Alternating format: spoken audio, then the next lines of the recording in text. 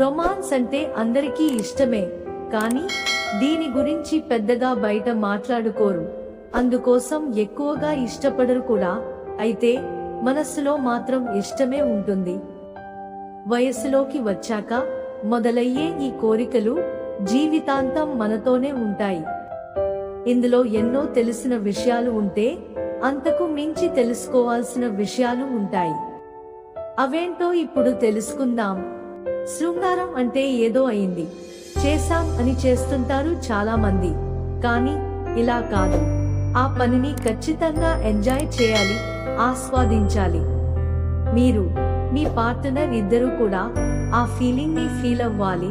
అదే విధంగా ఈ విషయంలో పార్ట్నర్ కి ఏమి ఇష్టమో ఆ విషయం గురించి తెలుసుకోవాలి. అలా ఇద్దరు అనుకుని ఆ విధంగా చేస్తేనే మీ లైఫ్ రొమాంటిక్ గా, హ్యాపీగా ఉంటుంది. దీంతో కేవలం మీరు మాత్రమే కాదు, మీ పార్ట్నర్ కూడా హ్యాపీగా ఫీల్ అవుతారు. ఇది దాంపత్య జీవితం మీద కూడా ప్రభావం చూపుతుంది. శృంగారంలో ప్రతి పని కూడా ఎంతో కొంత హెల్ప్ చేస్తుంది. మంచి రొమాంటిక్ టైం ని గడిపేందుకు ప్రతి జంటలు అనేక విషయాలు తెలుసుకోవాలి. అప్పుడే మీతో పాటు ఎదుటివారు కూడా హ్యాపీగా ఫీల్ అవుతారు. బెడ్రూమ్ లో మాట్లాడుకునే విషయాలు కొన్ని ఉంటాయి. శృంగారంలో ఎంతగా సిగ్గుని విడిస్తే అంతగా సుఖపడతారు. దీనివల్ల ఒకరి గురించి ఒకరికి అర్థమవుతుంది, ఆనందంగా సమయాన్ని గడుపుతారు.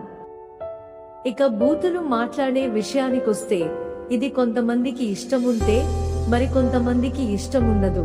అయితే చాలా మందికి బూతులు మాట్లాడితే బూస్ట్ ఇచ్చినట్లుగా ఉంటుందట.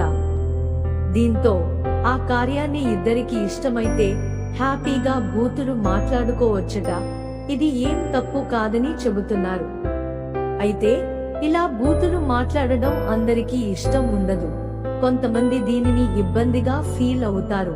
వారి దగ్గర జాగ్రత్తగా ఉండాలి. ముందు వారికి ఏమి ఇష్టమో తెలుసుకుని అలా ఉండడం మంచిది.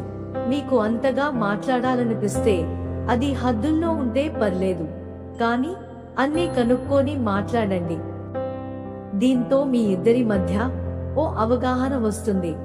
దాంతో మీ రొమాంటిక్ టైంకి రెక్కలు వచ్చినట్టే. ఇద్దరు కూడా మంచి టైంని గడిపిన వారవుతారు.